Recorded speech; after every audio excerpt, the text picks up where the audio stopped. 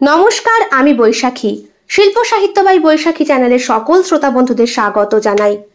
আজ আপনাদের বলবো সম্পূর্ণ ভিন্ন স্বাদের, ভিন্ন আঙ্গিকের এবং কঠোরভাবে প্রাপ্তবয়স্কদের জন্য লেখা একটি গল্প, নগ্ন ন্যায়। গল্প পাঠ এবং লেখায় আমি বৈশাখী বিশ্বাস দেবনাথ। গল্পটি প্রথম থেকে শেষ পর্যন্ত শুনবেন। ভালো লাগলে অবশ্যই লাইক করবেন, কমেন্ট করবেন, শেয়ার করবেন এবং আপনাদের প্রিয় চ্যানেল শিল্প সাহিত্য বাই বৈশাখী সাবস্ক্রাইব করে বেল বাটন প্রেস করে পাশে থাকতে একদম ভুলবেন না। বন্ধুরা, শিল্প সাহিত্য বাই বৈশাখী এখন চলে এসেছে ইউটিউব মিউজিক পডকাস্টে। ইচ্ছে করলেই আপনারা সেখান থেকেও গল্প শুনতে পারেন এবং আপনাদের ব্যক্তিগত মতামত আমার সঙ্গে শেয়ার করতে পারেন। বন্ধুরা, শুরু হচ্ছে আজকের গল্প, নগ্ন ন্যায়। অবশ্যই মন দিয়ে শুনবেন, কারণ গল্পের উপরে প্রশ্ন থাকবে আর যারা কমেন্ট করবেন তাদের প্রত্যেকের কমেন্ট পড়ে শোনানো হবে। শুরু হচ্ছে আজকের গল্প। যাদের ভালো লাগবে না তারা দয়া করে এড়িয়ে যাবেন। আজকের গল্পটি অবশ্যই প্রাপ্তবয়স্ক শ্রোতা বন্ধুদের জন্য। শুরু হচ্ছে নগ্ন ন্যায়। এই গল্পটি সম্পূর্ণরূপে কল্পনা প্রসূত, যদিও কিছু ক্ষেত্রে বাস্তব ঘটনার ছোঁয়া থাকতে পারে। এটি লেখকের কল্পনার সাথে মিশ্রিত একটি সৃষ্টিশীল উপস্থাপন। গল্পটি কোনো ব্যক্তি, ঘটনা বা প্রতিষ্ঠানের সাথে মিলে গেলে তা নিতান্তই কাকতালীয়। এই গল্প শুধুমাত্র বিনোদনের উদ্দেশ্যে তৈরি করা হয়েছে। সকাল 9টা। অফিসের সামনে রোশনাই দাঁড়িয়ে, সাদা সালোয়ার কামিজ, চোখে কালো সানগ্লাস, হাতে ফাইল। ডিউটি সিভিলে ছিল, তাই ইউনিফর্ম পরেনি। রোশনাই তার ড্রাইভারকে ডেকে বলল, শিবরাম, সোজা লালবাজার, ইন্টেলিজেন্স সেলে যেতে হবে, সাইড রোডে কিন্তু যেও না। শিবরাম একটু কৌতুক ভরে বলল, আপনি বললেন মানে সেটা আইন? আপনার কথায় তো বন্দুকও মাথা নিচু করে। খেয়াল করলো রোশনাই, শিবরাম আজকে টুপি দিয়ে মুখ ঢেকেছে। এইরকম সে মাঝে মধ্যেই করে। শিবরামের বাড়িটা ওই বস্তি এলাকার ভেতর দিকটায়। রোশনাইকে একদিন সে বলেছিল, দিদি, আপনি যেভাবে চোর ডাকাতকে শায়েস্তা করেন, লোকে আমার কাছে এসে বাড়ির ঠিকানা চায়। আমি গাড়ির ড্রাইভার বলে আমাকে অনেক উল্টোপাল্টা প্রস্তাব দেয়। সেই দিন অবশ্য রোশনাই হেসে বলেছিল, সত্যি? কি প্রস্তাব দেয়? বলো। কোনো উত্তর দেয়নি শিবরাম। আজ শিবরামের কথা শুনে রোশনাই হাসল না। তার ভেতরে একটা অস্বস্তি হচ্ছিল, কিন্তু কেন বোঝা যাচ্ছিল না। গাড়িতে উঠে পড়ল রোশনাই। অনেকগুলো কাজ আছে, অনেক জরুরি ফাইল জমা দিতেই হবে। প্রায় 40 মিনিট পরে রোশনাই জানলার দিকে তাকিয়ে বুঝল এই রাস্তা তার অচেনা। একটু ঘাবড়ে গিয়ে রোশনাই বলল, এটা তো লালবাজারের রাস্তা না, তুমি কোথায় নিচ্ছ আমাকে? শিবরাম বেশ রূঢ় ভঙ্গিতে বলল, চুপচাপ বসে থাকো ম্যাডাম, বেশি প্রশ্ন করলে গাড়ি এবার উল্টে দেব। তুমি পাগল নাকি? আমি তো পুলিশ, ইন্সপেক্টর রোশনাই দত্ত। জানি তো, সেই কারণেই তো তোমাকেই বেছে নিয়েছে ওরা। গাড়ির দরজা ভিতর থেকে লক করা, বাইরে ধূসর রাস্তা ধুলোয় ঢাকা, আর সামনে ঘন বন।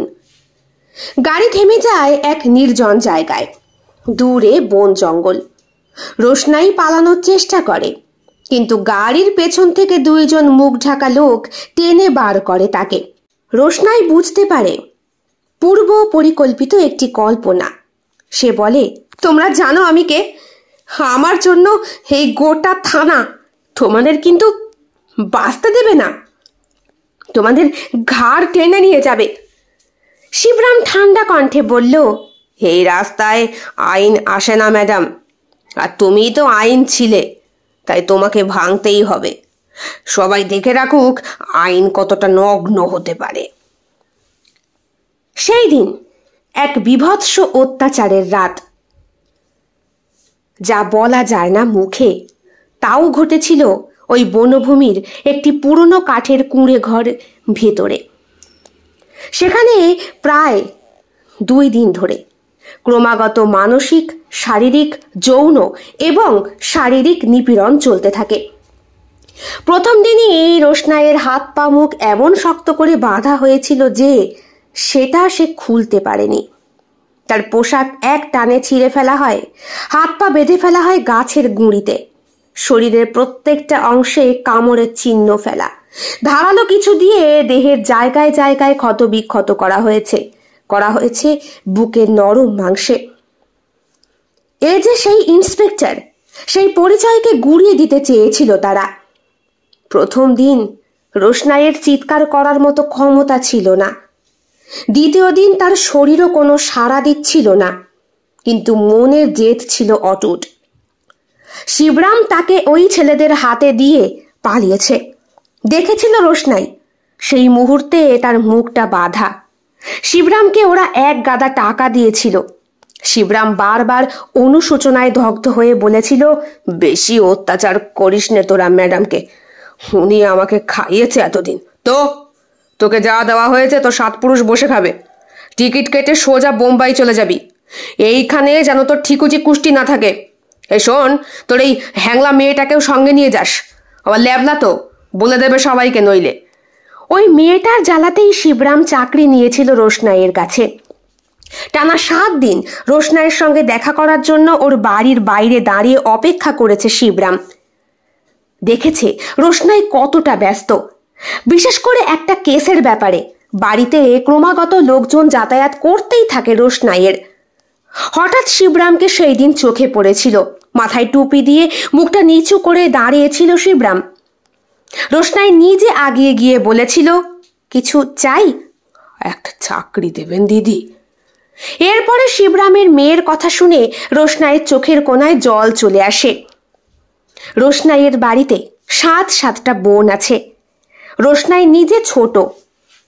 রোশনাইয়ের বড়দির যখন 16 বছর বয়স, বাবা মা আর্থিক দিক থেকে এতটাই দুর্বল হয়ে পড়েছিলেন যে বড়দিকে বিয়ে দিয়েছিলেন, যৌতুক নিয়েছিলেন পাত্রপক্ষের কাছ থেকে। বিয়ের পরে বড়দি চলে গেল সেই তামিলনাড়ু, অষ্টমঙ্গলাতেও আসেনি। মাঝখানে কেটে গেছে 6-7টা বছর। সবকটা বোন পিঠোপিঠে থাকার কারণে পরপর সবার বিয়ে হয়ে গেলেও রোশনাই কিন্তু বিয়ে করতে চায়নি। বাবারও ব্যবসাপত্রে কিছু উন্নতি হয়েছিল। নিজের ট্যালেন্টের জোরে রোশনাই স্কলারশিপ পাওয়া শুরু করে এবং তারপরই অনেক অক্লান্ত পরিশ্রমে তার এই চাকরি জোটে। দেখা হয়েছিল বড়দির সাথে সরকারি হাসপাতালের সামনের দিকটায়। বড়দি তার ছোট মেয়েকে নিয়ে করিডোরের পাশেই বসেছিল। প্রথমে দেখে রোশনাই চিনতে পারেনি। একটা কেসের ব্যাপারে একটা আসামিকে উদম পেদানোর জন্য তাকে হাসপাতালে ভর্তি করতে গিয়েছিল রোশনাই। তখনই বড়দিকে দেখেছিল তার অসুস্থ বিকলাঙ্গ মেয়েটার সাথে। 3 বছরের মেয়েটা কেমন যেন। বড়দি রোশনাইকে দেখে ভীষণ কেঁদেছিল। এও বলেছিল, কখনো বিয়ে করিস না বোন, পারলে নিজের পায়ে প্রতিষ্ঠিত হ।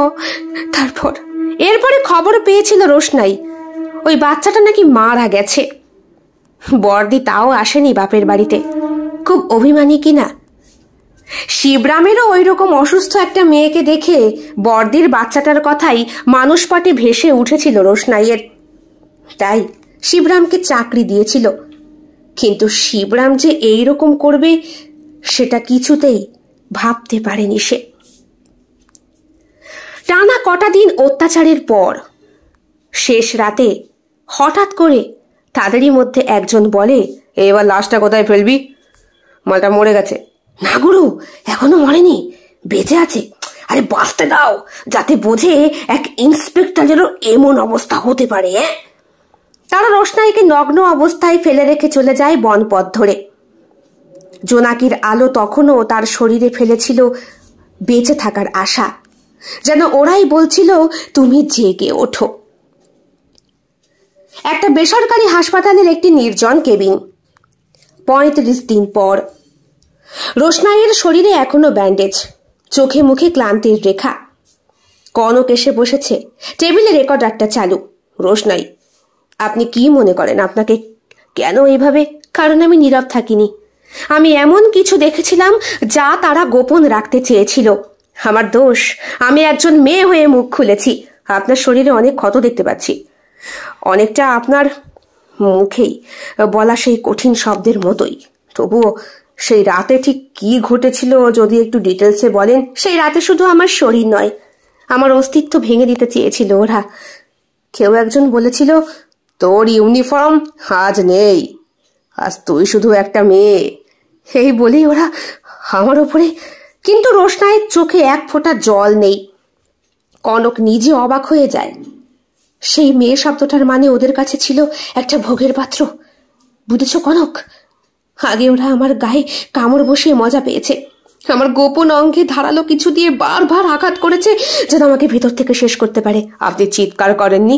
করতে চেয়েছিলাম প্রথমে, তারপর ভাবলাম না। জিভ কামড়ে রক্ত বের করে দিয়েছিল ওরা, যেন আমার কণ্ঠ চিরতরে স্তব্ধ হয়ে যায়, তবুও চেঁচাইনি। তখন আপনি কি ভাবছিলেন? ভেবেছিলাম আমি মরবো। তারপরে মনে পড়ল আমি মরলে তো ওরা জিতবে। তখন ভাবলাম যদি বাঁচি তবে প্রত্যেকটা কামড়ের জবাব আমি দেব। ওরা কি মুখ ঢেকেছিল? না, একজনও না। ওরা জানতো আমি কাউকে চিনতে পারবো না। আমার চোখে ঘুষি মেরেছিল ওরা, চোখের ভেতরে নখ ঢুকিয়েছিল, আমার বুক চেপে ধরেছিল এমন ভাবে যেন বেঁচে থাকলেও যেন আমার সেই ব্যথা না থামে। এখন কেমন আছেন? দেহটা ক্ষত বিক্ষত ঠিক, কিন্তু মনটা ধারালো। আমার চাকরি যায়নি, আমি এখনো পুলিশ। শুধু এখন বন্দুকটা হাতে নেবার অপেক্ষা। তবে আমার কণ্ঠই এবার আমার অস্ত্র হবে। রোশনাইয়ের চোখে একটা পাথরের মতো জেদ দেখেছিলাম সেই দিন। লিখলেন লেখক। সেই জেদ যা ব্যক্তিগত র্যাপিড অ্যাকশন ফোর্স নয়, বরং এক জননী, এক রক্ষক, এক আহত মেয়ের নীরব প্রতিশোধ।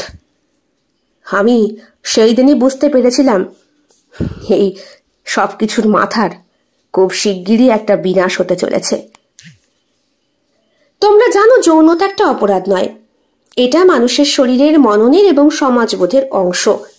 দিশা বিশ্ববিদ্যালয়ের ক্লাসরুমে চোখের চশমা খুলে ছাত্রছাত্রীদের দিকে তাকিয়ে। কিন্তু আমরা এটা বললেই তোমরা চমকে ওঠো। কেন? খুব কাছের ছাত্র সৌম্য।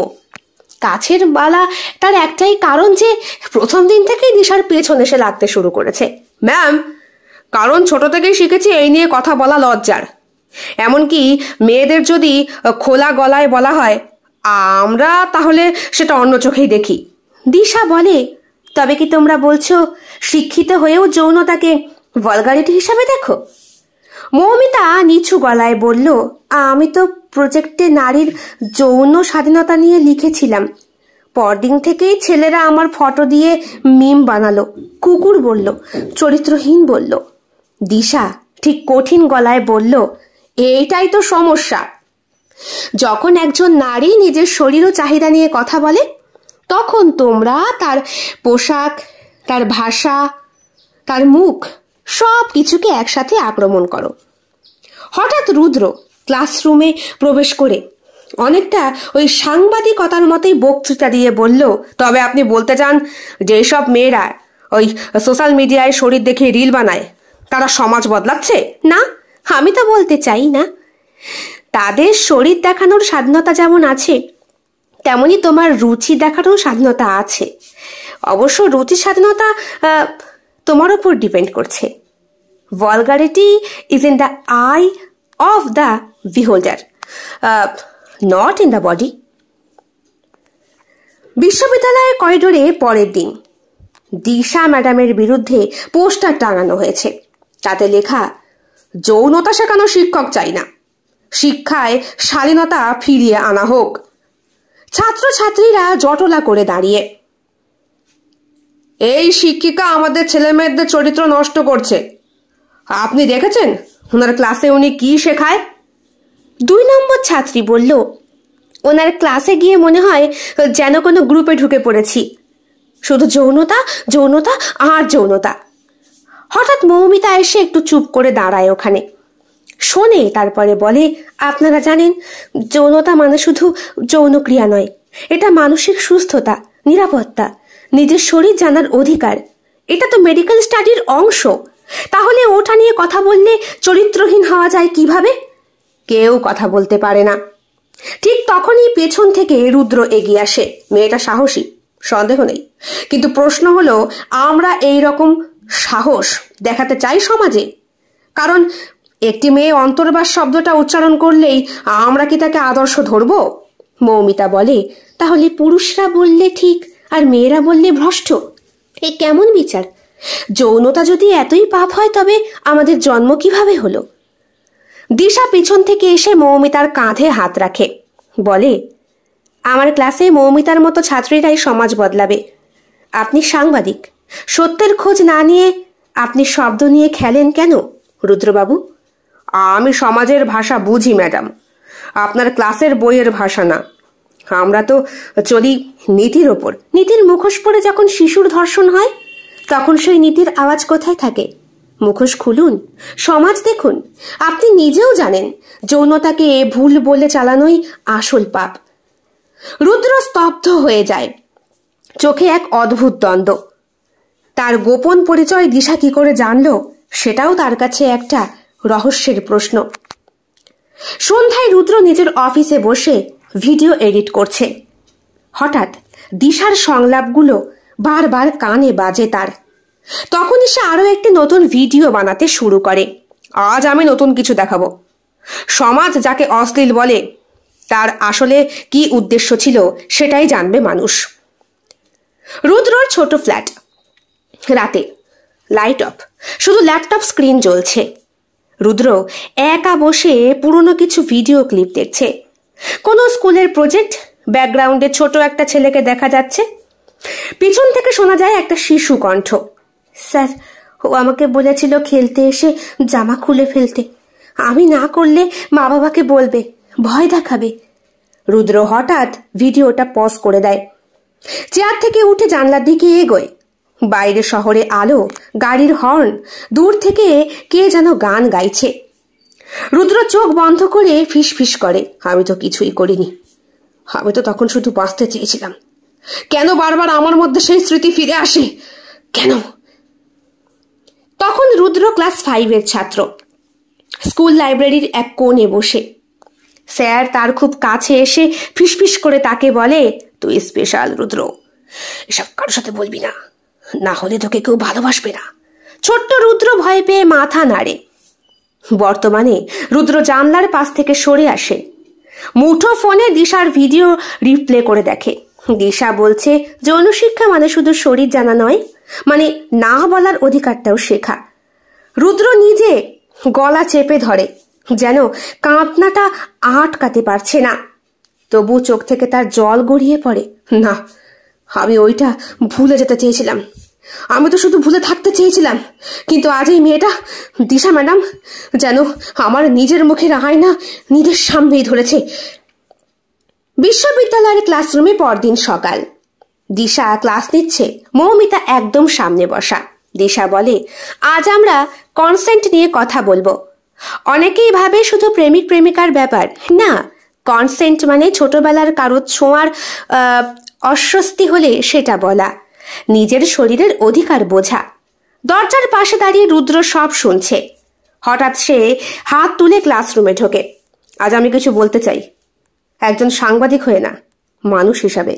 আপনি? দিশা হতচকিত হয়ে বলে, হ্যাঁ, আজ বুঝলাম আমি এতদিন এই শব্দটাকে ঘৃণা করিনি, ভয় পেতাম। আমি নিজে না বলতে শিখিনি, কেউ শেখায়নি। আজ এই ক্লাসে এসে আমি প্রথমবার নিজেকে ক্ষমা করতে চাই। ক্লাসরুম স্তব্ধ। মৌমিতা উঠে দাঁড়িয়ে হাততালি দেয়, ধীরে ধীরে বাকিরাও হাততালি দেয়। রুদ্র নিজের ঘর, নিউজ রুম, বিকেলবেলা। সব রিপোর্টাররা ব্যস্ত।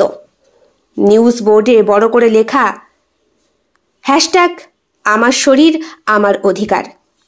দিশা অফিসে ঢোকে। রুদ্র তাকে সামনে নিয়ে আসে, বলে, আজ থেকে আমাদের চ্যানেলে শুধু খবর নয়, গল্পও চলবে। সেই সব গল্প যা বলা হয়নি, শোনা হয়নি। আমি চাই আমাদের প্রথম রিপোর্টার হোক দিশা। আমি? তুমি? কারণ তুমি শুধু যৌনতা নিয়ে কথা বলো না, সাহস নিয়ে কথা বলো। তুমি মানুষের মুখে আয়না ধরবে, আমি জানি তুমি এটা পারবে। নিউজ শুটিং চলছে, সামনে ক্যামেরা, দিশা বসে, পিছনে ব্যানার, হ্যাশট্যাগ ভয় নয় জবাব। দিশার চোখে মুখে যে একটা ভয় রয়েছে সেটা রুদ্র আগেই বুঝতে পারে। তাই হাত উঁচু করে দিশাকে নিজের কাজ চালিয়ে যেতে বলে। দিশা একটু জল খেয়ে বলে, আমি দিশা। ছোটবেলায় এক আত্মীয় আমাকে আদর করে ছুঁয়ে দিত, আমি কিছু বলতাম না, কিন্তু আমার শরীর জানতো ওটা ঠিক হচ্ছে না। আমি কাউকে বলতে পারিনি, কারণ কেউ শেখায়নি না বলার অধিকারটা কাকে কখন কিভাবে প্রয়োগ করতে হয়। আজ আমি বলছি, না মানে নাই হয়। রিপোর্টটি ভাইরাল হতে থাকে, সোশ্যাল মিডিয়ার চারিদিকে আলোচনার ঝড় ওঠে। মৌমিতা রাতে নিজের মাকে ফোন করে, মা তোমার মনে আছে মামা আমাকে একা নিয়ে গল্প করতে বসতো, পড়াতেও বসতো। আজ আমি বুঝতে পারছি আমি তখন ভয় পেতাম, কিন্তু তুমি বলতে ও আপনজন, ভয় কিসে? মৌমিতার মা উপাস থেকে চুপচাপ বললেন, আমরা জানতাম না রে মা, তোর জন্য আজ গর্ব হচ্ছে, তুই মুখ খুলেছিস।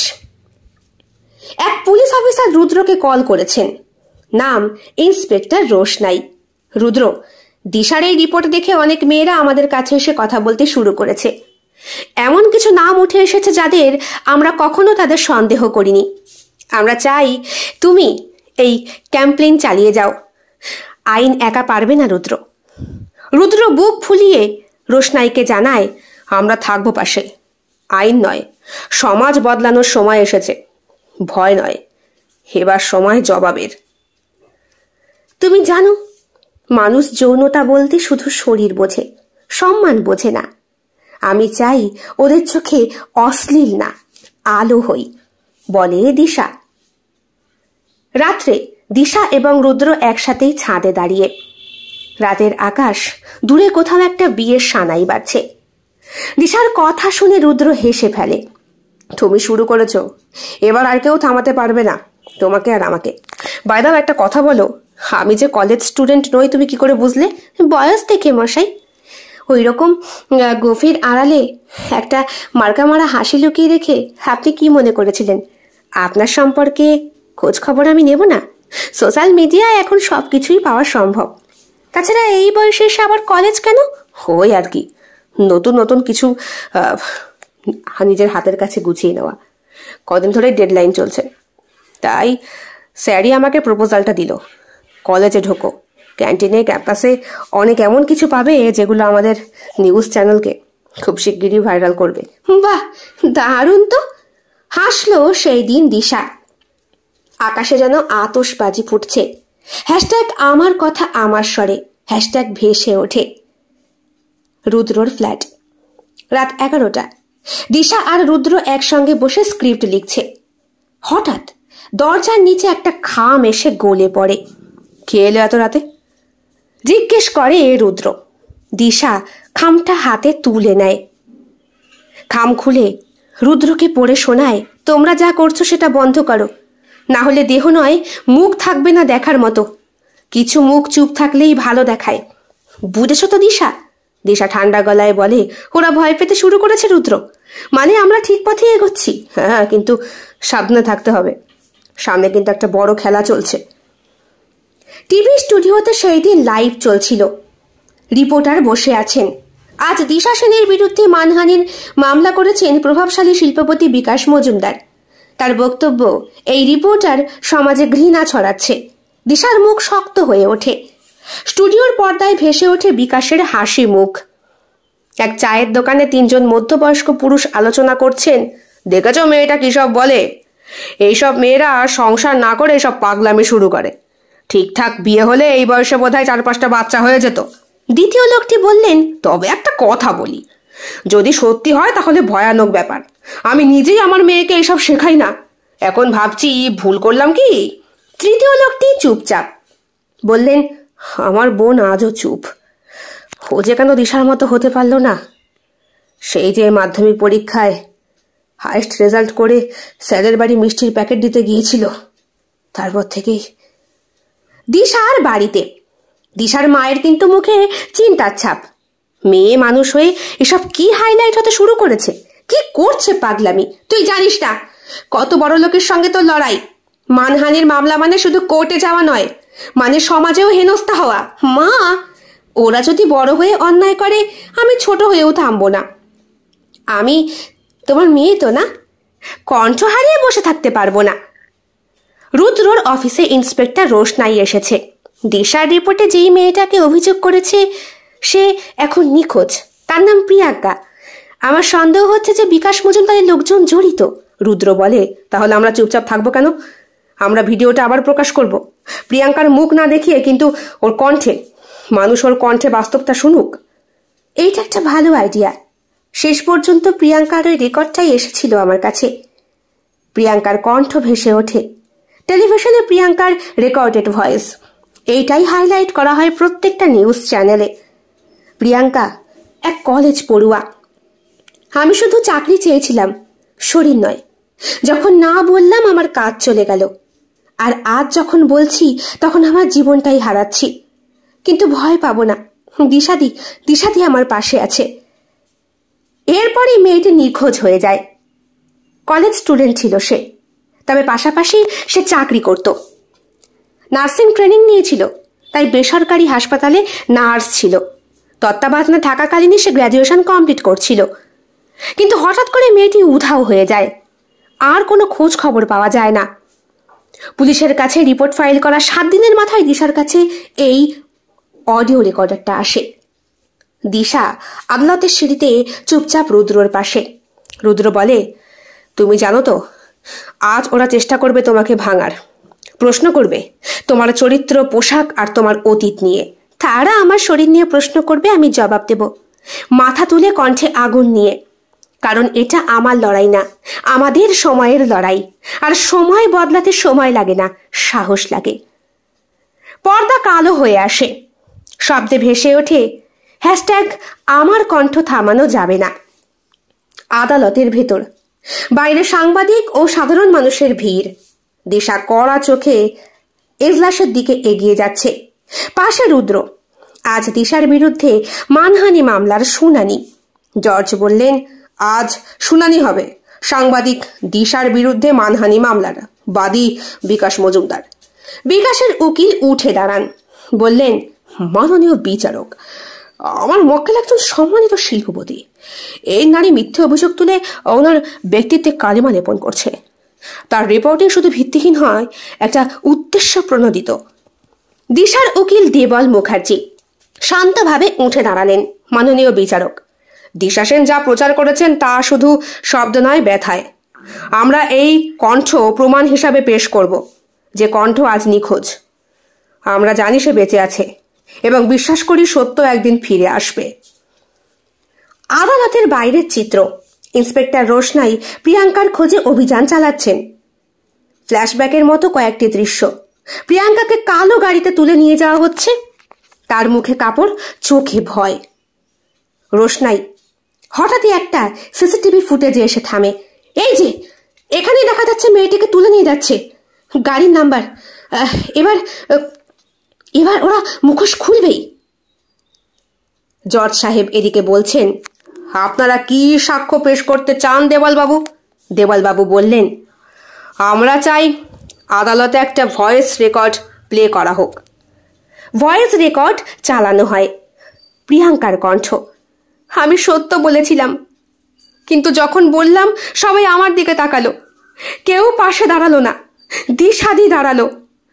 তাই আজ আমি নেই, কিন্তু যদি কেউ এই রেকর্ড শোনে তবে বুঝবেন আমার শরীর ছিল না, কণ্ঠ ছিল, সাহসটাও ছিল। আদালতে কানাঘুষো শুরু হয়ে যায়। বিচারক থামার নির্দেশ দেন। বিকাশ মজুমদারের কপালে ঘাম জমেছে, তিনি ঘামটা মুছলেন। বিকাশের উকিল ক্ষিপ্ত হয়ে প্রশ্ন করে দিশাকে, আপনি নিজেই কি অতীতে কাউকে ফাঁসাননি? আপনিও তো কোনো পুরুষকে মিথ্যে অভিযোগে লজ্জায় ফেলেননি কি? দিশা চোখে আগুন নিয়ে বলে, প্রশ্ন করুন, কিন্তু লজ্জা দেখাবেন না। কারণ আমি যদি মিথ্যা বলি তাহলে সত্যের ভয় থাকে, কিন্তু আমি সত্য বলছি এই আপনাদের ভয়। আমি কোনো পুরুষকে ছোট করিনি, আমি শুধু অন্যায়ের মুখোশ খুলেছি। সেটা যদি আপনার লজ্জা হয় তাহলে আপনার চোখে সেটা সমস্যা। জজ একটু থেমে গিয়ে রায় স্থগিত করেন, বলেন, এই মামলার পরবর্তী শুনানি আগামী সপ্তাহে হবে। এই কেস শুধু একজন নারী বনাম সমাজ নয়, এই কেস আমাদের চোখ খোলার কেস। আদালত তা উপলব্ধি করছে। বিকাশ মজুমদারের অফিসে তার সেক্রেটারি এসে ফিসফিস করে বলে, স্যার, প্রিয়াঙ্কার লোকেশন ট্রেস হয়ে গেছে, দিশার দল ওকে খুঁজে পাবে হয়তো। বিকাশ ঠোঁটে হালকা হাসি নিয়ে বলে, পথে যদি কাঁটা না থাকে তবে পথ চলার মানে কি? পর্দা কালো হয়ে আসে। যুদ্ধ শুরু হয়েছে, তবে শেষ নয়। রুদ্রর গাড়ি চলেছে এক সরু গ্রামীণ পথে। পাশে বসে দিশা ফোনে কারোর সাথে কথা বলছে। বাইরে বৃষ্টি পড়ছে হালকা। হ্যাঁ রোশনাই, ঠিকানা আমাদের হাতে এসেছে। লোকেশন অনুযায়ী একটা পুরনো ফার্ম হাউসের কথা উঠেছে। হ্যাঁ, বিকাশের এক বন্ধুর মালিকানায়। তুমি সাহায্য পাঠাও, আমরা পৌঁছে যাচ্ছি। রুদ্র চোখ না সরিয়ে বলে, দিশা, যদি ওরা ওখানে না থাকে তবুও যাব, অন্তত যাব। আমি চুপ করে থাকতে পারবো না। অন্যদিকে ইন্সপেক্টর রোশনাই থানায়। তার বস রোশনাইকে থামানোর নির্দেশ দিয়ে বললেন, এসপি সাহেব, এই কেস হাতে নিও না রোশনাই, ওপর থেকে চাপ এসেছে। মিডিয়ায় এই মেয়েটির সাথে কাজ করলে তোমার চাকরি যাবে। রোশনাই চোখে কঠোরতা নিয়ে বলে, স্যার, আমার চাকরি যখন আমার বিবেকের কাছে বিক্রি হয়ে যাবে তখন চাকরি থাকবে? মানুষ হারিয়ে যাবে। আমি যাচ্ছি। সেই ফার্ম হাউস। দিশা ও রুদ্র গাড়ি থেকে নামলো। বাড়ি প্রায় ভাঙাচোরা, দরজায় তালা। সেই তালাটা খুলে পেছন দিক থেকে ঢোকার চেষ্টা করে। হঠাৎ একটা আওয়াজ হয়, প্রিয়াঙ্কা। কে কে ওখানে? প্রিয়াঙ্কা! রুদ্র, ভেতর থেকে আওয়াজ এসেছে, প্রিয়াঙ্কা বেঁচে আছে। তারা দরজা ভেঙে ভেতরে ঢোকে। প্রিয়াঙ্কা একটা ছোট্ট ঘরে বাঁধা অবস্থায় পড়ে। তার চুল এলোমেলো, মুখে ক্লান্তি। দিশা তাকে জড়িয়ে ধরে কাঁদে। তুমি এলে, আমি ভেবেছিলাম কেউ আসবে না, সবাই ভয় পাবে। তুমি কণ্ঠ দিয়েছিলে, আমি লড়তে এসেছি। এবার চলো, তোমায় ফিরিয়ে নিয়ে যাব, তোমাকে হারিয়ে যেতে দেব না। থানায় রোশনাই এসে দাঁড়ান বিকাশ মজুমদারের সামনে, যাকে পুলিশ ডেকে পাঠিয়েছে। রোশনাই প্রশ্ন করে, এই সেই নারী যাকে আপনি নিখোঁজ বলে চালাতে চেয়েছিলেন? আজ সে ফিরে এসেছে এবং সে কথা বলবে মিডিয়ার সামনে, আদালতের সামনে। এই লড়াই শেষ নয়, বরং শুরু। এবার বলুন, আপনি প্রস্তুত তো? বিকাশ চুপ। এই প্রথম তার মুখে একটা ভয়ের প্রতিশ্রুতি ফুটে ওঠে। রাতে দিশা তার চ্যানেল চালু করে। পাশে প্রিয়াঙ্কা, গলায় আজও সেই দগদগে ঘায়ের দাগ। চোখে ভয়, কিন্তু কণ্ঠে দৃঢ়তা রেখেছে প্রিয়াঙ্কা। দিশা বলল, আজ আমার চ্যানেলে সেই কণ্ঠ কথা বলবে যার কারণে আমরা আজও বাঁচতে চাই, যাকে সমাজ যৌনতা আর ভোগবাদের মধ্যে ফারাক বোঝাতে দেয়নি। তাকে চুপ করাতে চেয়েছিল, কিন্তু সে ফিরেছে। শুনুন প্রিয়াঙ্কার গল্প। পর্দা ধীরে ধীরে ফেড আউট হয়। ব্যাকগ্রাউন্ডে দিশার কণ্ঠ। এই কাহিনী শেষ নয়। প্রতিটা বাড়ির প্রতিটি মেয়ে, প্রতিটি কণ্ঠের গল্প এখানে শুরু হবে, তোমার, আমার আর আমাদের। আদালতের চত্বর, ভিড়, মিডিয়া, কাঁধে ব্যানার ঝোলানো মেয়েরা। প্রিয়াঙ্কা আজ আদালতে সাক্ষ্য দেবে। চারপাশে উত্তেজনা, ভেতরে অসহ্য নীরবতা। ক্যামেরা প্যান করে ভিতরে জজ বসেছেন। আইনজীবীরা প্রস্তুত। দিশা গ্যালারিতে বসে, পাশে বসা রোশনাই, হাতে প্রমাণের ফাইল। প্রিয়াঙ্কায় দাঁড়ায় ওই সাক্ষ্য বাক্সে। আপনার নাম বলুন এবং আপনি কেন এখানে? প্রিয়াঙ্কা স্পষ্ট, কিন্তু চোখে অতীতের সেই ক্ষত ফুটে ওঠে তার। আমি প্রিয়াঙ্কা। আজ আমি শুধু একজন নিপীড়িত মেয়ে নই, একজন সাক্ষ্যদাত্রী, একজন স্বাক্ষর রাখছি সমাজের মাটিতে, যে এখানে দাঁড়িয়ে বলে যেতে চায়, আমার শরীর আমার দোষ ছিল না। মিডিয়া ফ্ল্যাশ শুরু। কোর্টে নিস্তব্ধতা। প্রিয়াঙ্কা বলে, আমাকে বলা হয়েছিল তুমি বিকাশ মজুমদারের স্ত্রী হও। তোমার কণ্ঠ ধরা উচিত নয়। তোমার যা লাগবে আমরা দেব। তোমার রুচি নিয়েও প্রশ্ন তোলা যাবে, না হলে পরবর্তী সময়। তোমার পোশাক নিয়ে পরবর্তী সময় আলোচনা করা হবে। তুমি বিকাশ মজুমদারের বউ হয়ে যাও, কোনো অসুবিধা হবে না। আমি চুপচাপ ছিলাম, একদম চুপচাপ। আমি শুধু বিশ্বাস করতে চেয়েছিলাম আমি একদিন এই সমাজে বিচারের দাবিতে আদালতে এসে দাঁড়াবো। প্রতিপক্ষের আইনি দাঁড়ায় এবং সেই আইনজীবী ঠান্ডা কণ্ঠে বলে, অর্থাৎ আসামি পক্ষে, আপনার বক্তব্য প্রমাণের অভাবে দুর্বল। ভিডিও আছে, অডিও আছে। আপনি বলছেন উনি আপনাকে আটকে রেখেছিলেন। আছে সেই অডিও, আছে ভিডিও, অথচ কোনো প্রতিবাদ, থানায় অভিযোগ, এফআইআর, কোনো কিচ্ছু নেই। এক মুহূর্ত কোর্ট চুপ। প্রিয়াঙ্কা চোখ মেলে তাকায়। আমার মুখ বন্ধ ছিল, কারণ আমার সমাজ আমাকে আগে প্রশ্ন করে, তুই কোথায় ছিলি? হ্যাঁ, নাকি তোর শরীর কোথাও খোলা ছিল? আমি এফআইআর করিনি, তখন বলেন প্রমাণ দাও। প্রমাণ দিই, তখন বলেন সম্মান হারাবে। আমি আজ যদি চুপ থাকতাম আপনারা তাহলে খুশি হতেন তো? আর যদি আজ আওয়াজ তুলি তখন বলবেন প্রমাণ দাও। আজ আমি নিজেই নিজেকে প্রমাণ করতে এসেছি। রোশনাই উঠে দাঁড়ায়, ফাইল বাড়ায়। এই সিসিটিভি ফুটেজে দেখা যাচ্ছে অভিযুক্ত বিকাশ মজুমদার নিয়মিত ফার্ম হাউসে যেতেন। একই সঙ্গে এই ভিডিওতে প্রিয়াঙ্কার ক্ষতবিক্ষত অবস্থার রেকর্ডিংও স্পষ্ট। আর সবচেয়ে বড় কথা, এই ফোন রেকর্ডিং যেখানে অভিযুক্ত নিজে বলেছেন, এই কাহিনী বাইরে গেলে তুই মরবি। আদালতে এটাই যথেষ্ট নয়? জজ কড়া গলায় বললেন, সাক্ষ্য গ্রহণযোগ্য। আদালত এই মামলার পরবর্তী শুনানিতে অভিযুক্তকে হেফাজতে রাখার নির্দেশ দিচ্ছে। কোর্ট চত্বরে বেরিয়ে আসে দিশা, রোশনাই আর প্রিয়াঙ্কা। মিডিয়া ঘিরে ধরে তাকে। কেউ বলে এটাই কি ভারতের মিটু, কেউ বলে শুধু নারী না, প্রতিবাদের প্রতীক। দিশা ক্যামেরার দিকে তাকিয়ে বলে, এই যুদ্ধ কেবল প্রিয়াঙ্কার নয়, এটা আমাদের সবার। যৌনতা আর ভোগবাদের ফারাক না বুঝলে সমাজ বারবার ধর্ষণকে ইচ্ছে করেই চালিয়ে দেবে। এবার মেয়েদের বলার সময় এসেছে, না মানে না।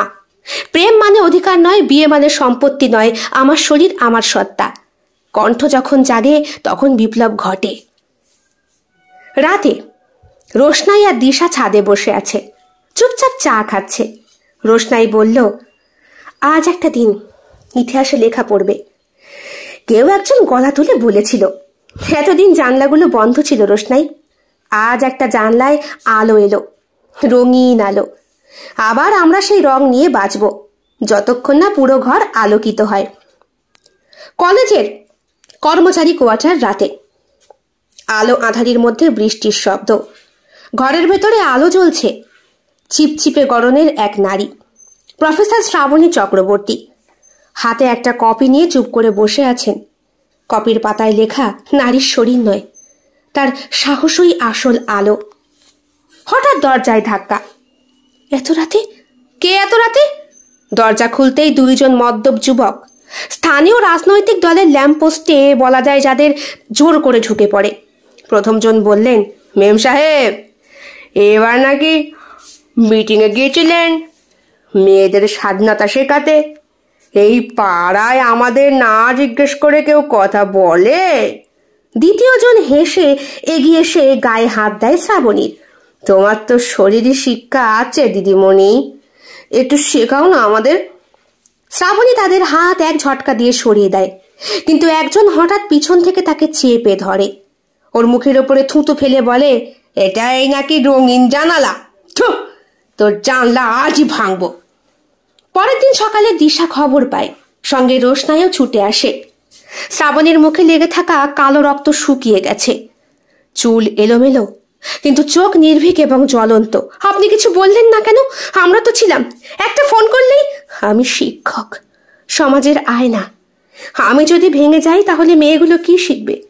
কেবল কান্না নয়, এবার সময় প্রতিবাদের। আজকের দিন থেকে আমি চুপ থাকবো না। তুমি চাইলে ক্যামেরা ধরো, আমি মুখ দেখিয়ে বলবো সেই দিনের সেই ঘটনার কথা। আমার শরীর নয়, আমার ভাষায় বিপ্লব। ভিডিও ভাইরাল হয় আবার। শ্রাবণী ক্যামেরার সামনে দাঁড়িয়ে বলেছিল, একটি নারী শিক্ষিকার বাড়িতে সমাজ বিরোধীরা ঢুকে তার শরীরে হাত দিয়েছে। আমি প্রতিরোধ করেছিলাম, করব, কিন্তু প্রশ্ন হলো এরা কারা? যাদের পিঠে রাজনৈতিক রং, হাতে থাকে প্রশাসনের ঢাল। আমি জানি তারা ফিরবে আবার, কিন্তু এবার আমি একা নই। আমার ছাত্রীরা আছে, আমার মেয়েরা আছে, আমার দেশের মা বোনেরা আছে। রোশনাই বলে, আজ আমরা আদালতের পথেই নয়, সোশ্যাল মিডিয়ার পথেও এক হয়ে চলব। প্রতিটা হেনস্থার ছবি, ভিডিও, নাম সব প্রকাশ্যে আনব। দিশা বলে, আর এই আন্দোলনের নাম হবে রঙিন জানালা, যেখানে প্রত্যেকটা নারী তার জানলা খুলে দেখাতে সাহস করবে। কলেজের মাঠে বড় স্ক্রিনে শ্রাবণীর ভিডিও চলছে। ছাত্রীদের চোখে মুখে অদম্য এক সাহস। ব্যানারে লেখা, আমরা ফিরে আসব, প্রতিবার আরো জোরে। মিউজিকে বাজে নারীদের তীব্র গর্জনের শব্দ। কলেজের মাঠে বড় স্ক্রিনে শ্রাবণীর ভিডিও চলছে। সেখানে বারবার ধ্বনিত হচ্ছে, ইয়া দেবী সর্বভূতেষু শক্তি রূপেণ সংস্থিতা নমস্তস্যৈ নমস্তস্যৈ নমস্তস্যৈ নমো নমঃ। যে দেবী সকল জীবের মাঝে শক্তিরূপে অবস্থান করেন তাকে বরাবর প্রণম্য। তারপর একে একে উঠে আসে শ্লোক, দৃশ্যের মাঝে চিত্রায়িত হয় প্রতিবাদী নারীদের মুখ, রক্তাক্ত গায়ে দাঁড়িয়ে থাকে শ্রাবণী, রান্নাঘরে ফেলে রাখা সেই হাতা খুন্তি সবকিছু হাতে তুলে এক একজন নারী হয়ে উঠেছে দশভুজার এক প্রতিরূপ। রাস্তায় ক্যামেরা নিয়ে তারা বেরিয়েছে একত্রিত হয়ে। হঠাৎ ফোনটা আসে দিশার কাছে। ম্যাডাম, একটা খবর শুনেছেন? কি? রোশনাই ম্যাডামকে খুঁজে পাওয়া যাচ্ছে না, আজ প্রায় দিন 2 হতে আসলো। রোশনাইয়ের হাতে যাবতীয় প্রমাণপত্র ছিল। সেই দিন শ্রাবণী একটা ভিডিও তৈরি করেছিল। সেই ভিডিওর মধ্যে লেখা ছিল, যত্র নার্যস্তু পূজন্তে রমন্তে তত্র দেবতা। তারপরেই যাবতীয় রিপোর্ট সবটা পাঠিয়েছিল অনলাইনে রোশনাইকে। রোশনাই বলেছিল আগামীকালই ফাইনাল ডিসিশনটা হবে, শাস্তি একটা পেতেই হবে। আজ 35 দিন হলো। রোশনাই একটু ভালো হয়েছে, একটু একটু করে এসে সুস্থ হচ্ছে। তার পাশে সবাই একত্রিত হয়েছে, শ্রাবণী, দিশা, প্রিয়াঙ্কা, আরও সব অবহেলিত নারীগণ। রোশনাইয়ের কাছে নতুন করে আবার একটা রিপোর্ট এসেছে, যেখানে রুদ্র তার সমস্ত প্রমাণগুলোকে আবার জোগাড় করার প্রতিশ্রুতি দিয়েছিল, সে তাই করে দেখিয়েছে। আবার কেস করা হয়েছে ওই বিকাশ মজুমদারের নামে, নতুন আরও একটি কেস। বিকাশ মজুমদারকে সেদিন কোর্টে প্রথম যেদিন রোশনাই দেখেছিল, সেই দিন ওনার হাতে যে আংটিটা ছিল সেটা পাওয়া গিয়েছিল রোশনাইয়ের ইন্টিমেট স্থানে। অত্যন্ত ক্ষতবিক্ষত করেছিল এই বিকাশ সরকার রোশনাইকে, কিন্তু দমিয়ে রাখতে পারেনি। সেই দিন জজ সাহেব সকলকে অবাক করে দিয়ে কেসের শুনানি করেছিলেন। বিকাশ মজুমদারকে উনি আজন্ম জেল হেফাজতের শাস্তি শুনিয়েছিলেন এবং বাদবাকি যারা এই কেসের সঙ্গে জড়িত তাদেরও কঠোর থেকে কঠোরতর শাস্তির দাবি করা হয়েছিল এবং তাদেরও শাস্তি দিয়েছিলেন তিনি। তবে বিকাশ মজুমদারের মতো নয়, তাদের জেল হয়েছে 7 বছরের জন্য। রোশনাই সকলকে বলেছে, আপাতত কটা দিনের নামে যে সমাজ থেকে আপদমুক্ত হলো এইটা কিন্তু তোমরা ভেবো না। জেনে রেখো, প্রত্যেকটা অলিগলির কোণে, প্রত্যেকটা পাড়াতে এইরকম নরখাদক আছেই আছে। আমরা যে দেবীর প্রতিরূপ এইটা তাদের প্রতি সময় প্রতি পদেই বোঝাতে হবে। আমাদের নিজেদের সম্মান এবং অধিকার ছিনিয়ে নিতে হবে, আর এইভাবেই সমাজে পরিবর্তন আনতে হবে নারীগণ। আমরাই যদি অপমানে লজ্জায় নিজের শরীরকে যৌনতার একটা ভিত্তিহীন পারদে আটকে রেখে দিই, তাহলে সেইখান থেকে আমরা কোনোদিন মুক্তি পাব না, আর আমাদের প্রতি করা সমস্ত অন্যায় নগ্ন ন্যায়ে পরিণত হবে।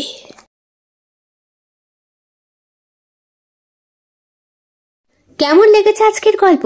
কমেন্ট বক্সে কমেন্ট করতে একদম ভুলবেন না। ভালো লেগে থাকলে অবশ্যই লাইক করবেন, কমেন্ট করবেন, শেয়ার করবেন এবং আপনাদের প্রিয় চ্যানেল শিল্প সাহিত্য বাই বৈশাখী সাবস্ক্রাইব করে বেল বাটন প্রেস করে পাশে থাকতে একদম ভুলবেন না বন্ধুরা। দেখা হবে খুব শিগগিরই আগামীকাল সম্পূর্ণ নতুন একটি ভিন্ন স্বাদের গল্পের সঙ্গে। আপনাদের সকলের উপস্থিতি একান্তভাবে কামনা করি। সকলে খুব ভালো থাকবেন, সুস্থ থাকবেন এবং একইভাবে সাহায্য এবং সহযোগিতার হাত বাড়িয়ে দেবেন। সবাই ভালো থাকবেন। শুভরাত্রি।